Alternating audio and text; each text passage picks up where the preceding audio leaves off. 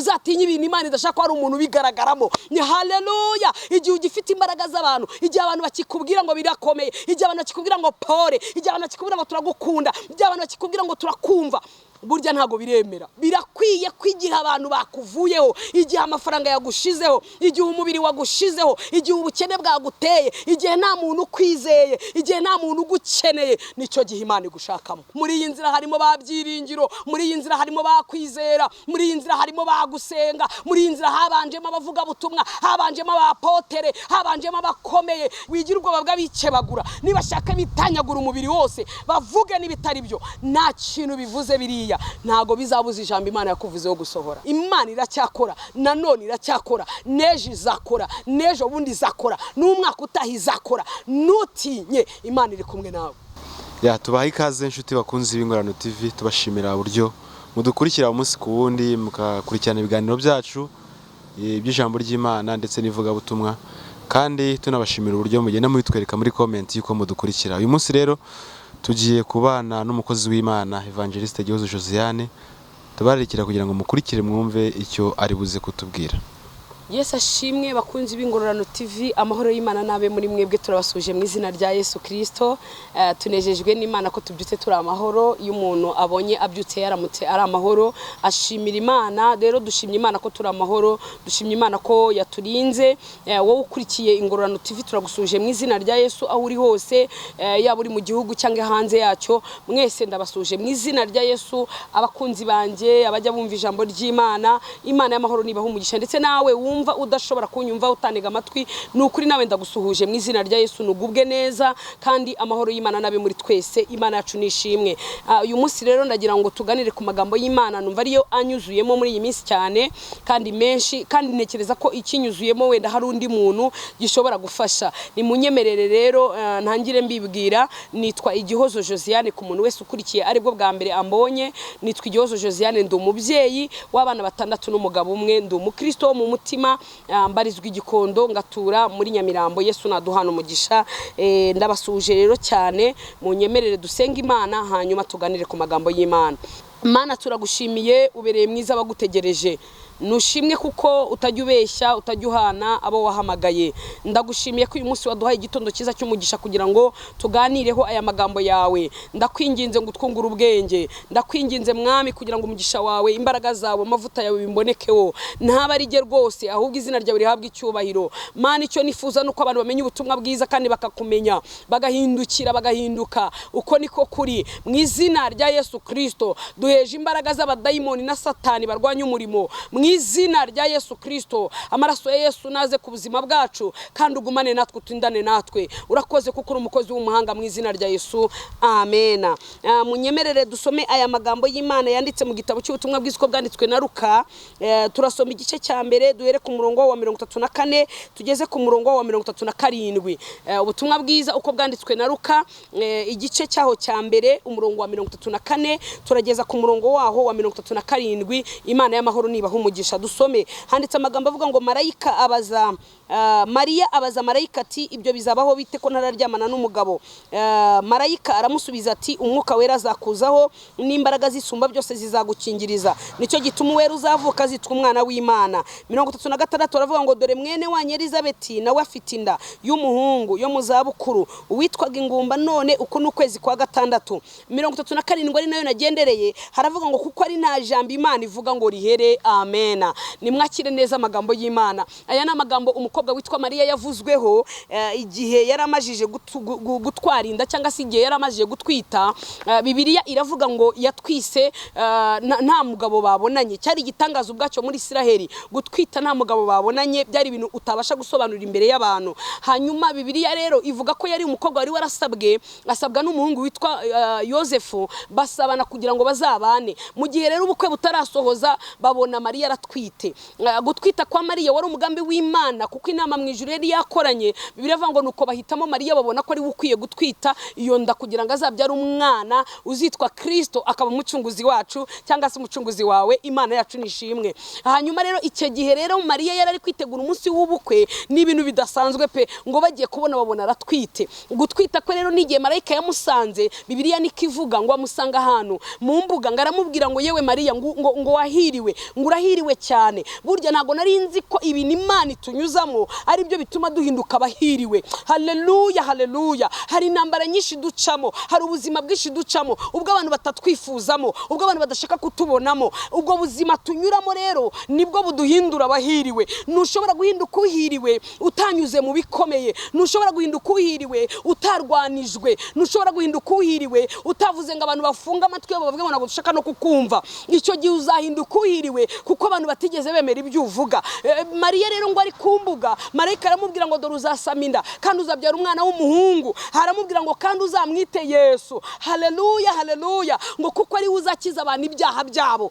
Yesu nashimwe. Sinzi impamvu Yesu yashatse kuvukira mu nda y'umugore utarahuye n'umugabo. Yarafite uburenganzira bwo kuvukira mu rugo rumwe harimo umugabo n'umugore, ariko iby'Imana ni ibitangaza gusa. Ubundi ibintu Imana ikora iki kwemeza ko ari ibitangaza? Ni ibintu bitandukanye n'ibyo abantu bavuga, ibyo abantu batekereza, na ideology y'abantu n'imitekerereze y'abantu bitandukanye n'ibyo Imana itekereza. Ndashimira Imana ko ibyo Imana igutekerezaho bitandukanye n'ibyo abantu bibwira. Imana ishimwe. Haleluya. Igidukomeza, igituma dukomera, igituma tugumana n'Imana nuko batubanjirije bose bagiye banyura mu bikomeye, bagiye banyura mu ntambara zikomeye kugira ngo bahinduke abo bagomba kubabo, nuko babanza kunyuzwa mu ruganda. Imana yacu ni ishimwe. Hari Mariya yari kureka n'ubundi Imana ikamutegerereza ko yabuhura n'umugabo akabyara uwo mwana akaba imfura yo kwa Yosefu, ariko Imana ntiyashatse ko byitirirwa umugabo. Uzatinya ibintu Imana idashaka ko byitirirwa umuntu, uzatinya ibintu Imana idashaka ko ari umuntu bigaragaramo. Ni haleluya. Igihe ugifite imbaraga z'abantu, igihe abantu bakikubwira ngo birakomeye, igihe abantu bakikubwira ngo pore, igihe abantu bakikubwira ngo turagukunda, igihe abantu bakikubwira ngo turakumva, burya ntago biremera. Uracyafite abantu bakuvuganira. Igihe uzabona abantu batagihari, haleluya, igihe uzabona abantu batakwizeye, igihe uzabona abantu bakuvuyeho, igihe uzabona abantu bavuze byinshi, igihe uzabona abantu bakwanditseho amatangazo, uzamenye ko ari cyo gihe Imana ije gukoreramo. Renotala binima enege bosta inimanda. Birakwiye kwigira abantu bakuvuyeho, igihe amafaranga yagushizeho, igihe umubiri wagushizeho, igihe ubukene bwaguteye, igihe nta muntu ukwizeye, igihe nta muntu ugukeneye, nicyo gihe Imana igushakamo. Haleluya. Mariya rero ngo igihe yari yicaye kivugana na marayika yagize ngo ni ibintu bizaba kera. Bibiliya iravuga ngo muri ako kanya bagitandukana tayari Mwuka Wera yamujeho. Abaza marayika ngo mbese bizabaho bite? Ngo Mwuka Wera azakuza imbaraga zisumba byose zigukingirize, ngo kubera ko wera uzavuka. Haleluya, haleluya, haleluya. Azitwa umwana w'Imana. Haleluya. Ndetse Imana imuhingero iramubwira ngo dore mwene wa Elizabeth, ndashimira Imana ntago igikora ikintu kitabanje ku wundi muntu. Ntago Imana igikora ikintu kibaye ari bwo bwa mbere. Uzacunge neza urebe ubigeragezo ufite, uzasanga atari wewe wenyine. Hari abandi babibanjemo, hari abandi Imana yabitambukijemo, hari abandi barurwanye bararutsinda, hari abandi barurwanye biremera. Wigira ubwoba ngo ni wowe gusa. Ntago ari wowe gusa, ntago ari wowe isi yagwiriye, ntago ari wowe gusa ukennye, ntago ari wowe gusa bavuga, ntago ari wowe gusa batera amabuye, ntago ari wowe banze, ntago ari wowe baroga wenyine.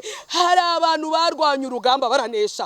Tugomba kugera ikirenge mu cyabo. Bibiliya ivuga iki? Iravuga ngo nuko marayika ntago yigeze amubwira ngo hoya humuranga Imana ngizaza ngikurwanirire akora n'ibindi, ahubwo yamuhaye urugero rw'ubuhamya rw'abaciye muri urwo rugero. Haramubwira ngo dore mwene wanjye Elizabeth wari ufite witwaga ingumba, wari warahinduriwe amazina, ntago bari bakimwita Elizabeth, bamwitaga ingumba. Abantu bose niko bamubona, abantu bose niko bamufata, bamubonaga nk'udateze kubyara, bamubonaga nk'uwaho ikiza kitaviwe. Uyu munsi afite inda y'amezi. Haleluya. Yongeraho ijambo ngo witwaga ingumba uyu munsi aratwite. Bisobanuye iki? Bivuze ngo ibi byose turi kunyuramo, ibi byose ndi gucamo, ibi byose wowe uri gucamo, wowe nkurikiye ibyo ngibyo uri kunyuramo, izo ntambara uri kubona, abakuvuze, abakwanze, abagututse, abagusiganije, abagutaye, abagusize, abagufasha ukutari, nuhumure. Izo waciyemo hari abandi bazibanjemo, hari abakomeye bazinyuzemo, hari abantu uyu munsi bitwa amazina akomeye bazibanjemo. Nta gitangaza kirimo, nta gikuba cyacitse, nta kidasanzwe. Haleluya, haleluya, haleluya. Haramubwira ngo dore mwene wanjye Elizabeth uzafashwa n'abanyuze mu nzira iruti yawe, uzafashwa n'abanyuze mu nzira yawe nawe. Bibiliya ivuga ikiravuga ngo mu Kristo nabyiringiro bahagurutse bagiye bahura n'ibicanege, bahuye na ba Porowoni mu nzira barabatangira, ariko ngo inzira yagiye ibabera mbi, ngo kugera ku rwego bageze gahinda gasaze, ngo nuko ngo bakajya banyerera bakagwamo bakiyubika, abantu bakabona bazimye. Ahari ababarebaga bari bati ba bantu nubwo bavugaga ubutumwa, nubwo bari bahagurutse mu rugendo rujya mu ijuru,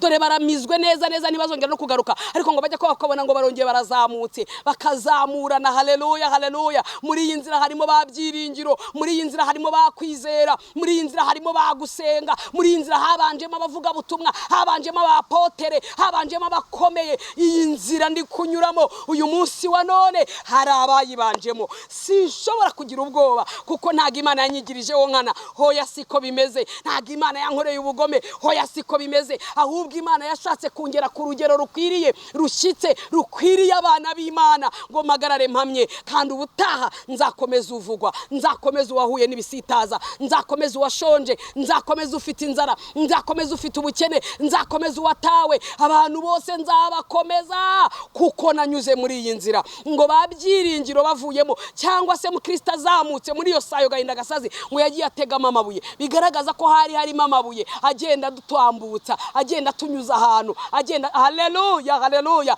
Harimo amabuye, mwigira ubwoba. Ntago tuzarigita, ntago tuzabura, ntago tuzapfa, ahubwo tuzarama kugira ngo dutekerereze abantu iby'Imana yagambiriye gukora. Imana ishimwe. Netobini morasire. Kandi ntago dushobora kubuza Satani gukora kuko yajugunywe muri iyi si kugira ngo aduhindanye, kugira ngo atugirire nabi. Ariko haleluya, Yesu ni wavuze ijambo rikomeye, haravuga ngo yewe wasi ugushije ishyano kuko umwanza kumanukiye. Uwo duhanganya ari inaha, ariko nta nubwo dufite ubwoba. Uri muri twebwe aramurusha imbaraga, uri muri twebwe aramutsikamiye, yagiye kuzima aramurwanya aramunesha. Ntago dufite ubwoba. Haleluya, haleluya. Yaduhamagaye niyo kwizerwa no kubikora izabikora. Bibiliya ivuga iki? Iravuga ngo nuko Mariya aravuga ati bizabaho bite ko nta mugabo turabonana? Ni gute ibyo bintu byashoboka bite? Ibyo bintu mu gihugu no mwisi ko nta muntu uratwita dahuye n'umugabo, bizashoboka bite? Ariko ngo Mwuka Wera azakuzaho. Ndashimira Imana rero igitumye nje ahangaha ngo tuganire aya magambo. Natekereje kuri Mwuka Wera. Mwuka Wera yahari byose biroroha. Mwuka Wera yaharararwana wowe ukiyicarira. Haleluya. Mwuka Wera yahari ajya muri dosiye akazubura akazubika. Mwuka Wera yahari agushakira ibyo kurya utagira akazi. Mwuka Wera yahari yishyura amadeni atari uko afashe irindi deni, ahubwo arabikora. Mwuka Wera yahari azemeza bisi. Haleluya. Imana yacu niduhana umugisha. Mwuka Wera naza azemeza bisi, azarabinima, azanota kibone manda yasire. Umwuka Wera azadekire bosaini, azaguha imbaraga zo gutambuka, azaguha imbaraga zo kwambuka, azaguha imbaraga zo gushwanyuza, zo gutaya lazima heniwa lasika bonema henita ndone manda, azubika ibyuho. Imana yacu nihabwa icyubahiro. Aravuga ngo Mwuka Wera azakuzaho. Aravuga ngo sinawe gusa, imbaraga zisumba byose. Hari ibihe umuntu anyuramo agasigara afite imbaraga zisumba byose. Imbaraga zisumba byose zikaba arizo zigutambutsa aho hantu. Iyo utazifite ni wahanyura, iyo utazifite ntacyo wavuga. Ariko imbaraga zisumba byose, imbaraga z'umuremyi, imbaraga za data wa twese mwiza, iyo zikuriho ubasha kunyuraho abandi batinye. Imana ishimwe. Ngo imbaraga zisumba byose zizakuzaho. Hanyuma umurongo wa 37 usoza uvuga ngo kuko ari nta jambo Imana ivuga ngo rihere. Nashaka kukubaza mwene data unkurikiye, hari jambo Imana yakuvuzeho? Hari iki Imana yavuganye nawe? Mu bihe bibi wibuka icyo wavuganye n'Imana. Mu bihe bibi wibuka isezerano. Hayini dopini wa aneta yasine mora. Ndafashijwe mu bihe bibi rero stibo wongera ukubura igitabo, ukibuka amagambo Imana yakubwiye, ukibuka ibyo wavuganye n'Imana Kadeshi Baruneya, ukibuka ibyo wavuganye n'Imana muri Kanyarira, ukibuka ibyo wavuganye n'Imana mu nzozi, ukibuka ibyo Imana yakubwiriye mu ijambo, wongera kwibutsa Imana imirimo. Ibihe bibi bituma haramubwira ngo nta jambo Imana ivuga. Ikintu Imana yakuvuzeho kizasohora. Abantu bagisiba bagasuka amazi menshi. Reno diski edebonema. Ndabibutsa ko Eliya henita kebone sire mora kukanunga hariya hejuru. Bibiliya ivuga iki? Iravuga ngo abahanuzi b'Abayali basuka amazi. Arababwira ngo nimusuka amazi mu gicaniro kukanunga karututundi. Ndabatangariza amakuru ni ubwo abahanuzi b'Abayali basukamo amazi mu gicaniro. Ijambo Imana yavuze iyo rije icana umuriro. Lanota ya bini morasire gerebotando. Nakomeza umuntu wese mubwira ngo humura, wigira ubwoba bw'abasuka amazi mu gicaniro, wigira ubwoba bw'abasuka amazi aho ngaho, wigira ubwoba bw'abikebagura, nibashaka bitanyagura umubiri wose bavuge n'ibitari byo. Nta kintu bivuze biriya ntago bizabuza ijambo Imana yakuvuzeho gusohora. Tugiye gusenga. Narinje kugukomeza uri kurwana uruhe rugamba, ahari n'urw'uburwayi, ahari nawe imbaraga zagushiranye, ahari wabonye bitazavamo, ahari ubonye nta nzira, ahari ubonye bitagishobotse, ahari bamaze kuguhakanira, ahari aho wadepoje baguhamagaye bakubwiye ko bitacyemeye, ahari igishoro watanze umaze kubona ko ari igihombo gusa. Yesu harimo tayabini, ahari imyaka wari utegereje umwana urabona ikurenze ntago bigikunze, ariko nagutangariza aya makuru, humura nta jambo Imana ivuga ngo rihere. Ikintu Imana yavuze igikurikirana ibihe ibihumbi, aho kugira ngo ijambo Imana yavuze kuri Gihozo cyangwa kuri wowe ridasohora, n'ukuri isi yazingwa ikajugunywa ikibagirana. Niyo mpamvu ijambo Imana yavuze irisohoza ibihe ibihumbi. Narinje kubwira ngo komera, iby'Imana ntago ari umunyenga gusa, ntago duhora mu byiza, hoya hari n'igihe bibi biza, ariko tugakomera kandi tugakomeza abo turi kumwe. Imana ibaha umugisha, Imana ibakomeze, Imana ikugirire neza. Ngo ukurikiye Ingororano TV, Yesu aguhire. Amahirwe ya kabiri arahari. Imana iracyakora, nanone iracyakora, neje izakora, nejo bundi izakora, n'umwaka utaha izakora. Nutinye, Imana iri kumwe nawe. Tugiye gusenga Imana. Ahari ushobora kuba ahantu uri wuzuye ibyaha, waracumuye ku mwami, nagutangariza amakuru adakura umutima ko Yesu akiri ku ntebe y'imbabazi. Yesu aracyari ku ntebe y'imbabazi. Nta muntu n'umwe ufite uburenganzira bwo guca urubanza.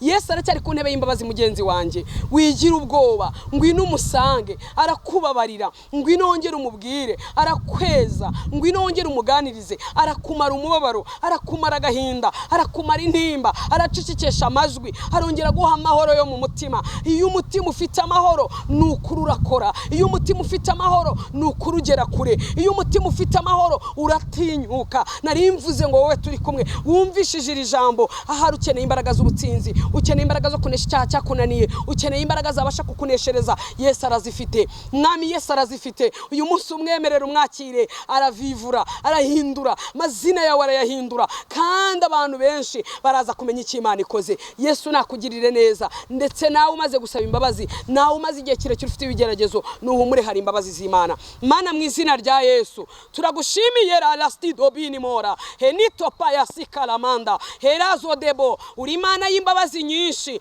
nta muntu numwe wakuje imbere ngo ubure kumubabarira, nta numwe wakuje imbere ngo ubure kumweza, nta wakubwiye ko akeneye impuhwe ngo uzimwime. Niyo mpamvu twongeye kwikubita imbere yawe, abagaragu bawe bagusaba imbabazi ko bagucumuyeho, bafite byinshi bibarwanya, babuze imbaraga zimira izindi, ariko dukeneye izi mbaraga ziturutse ku Uwiteka, imbaraga zinesha, imbaraga zitsinda, imbaraga zitsikamira kamere, imbaraga zitsikamira icyaha, imbaraga zitsikamira umujinya. Haleluya!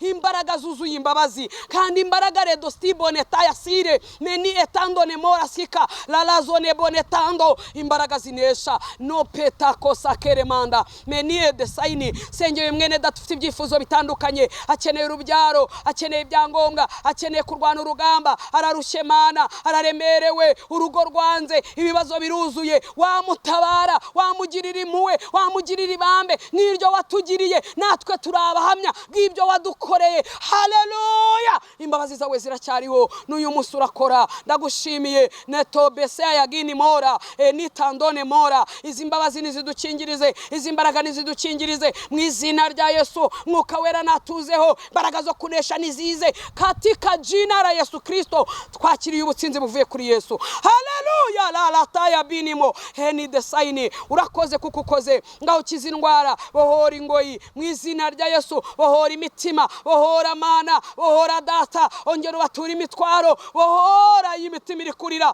Wa mutima uri kurira we, uze kwa Yesu, amakuba yawe uyamubwire, kandi umubwire byose bikugoye. Tutarabini maene desaini, kuko yita kuri twebwe. Urakoze Yesu kubikoze, ukoze byinshi birenze ibyo tugusabye, uko imbaraga zawe zingana. Amina. Amazina ni Gihozo Josiane. Ushatse ko dukomeza gusengana, na nimero yanjye ya telefone ni 0783 04 99 59 0783 04 99 59. Shalom shalom. Yesu abaha umugisha.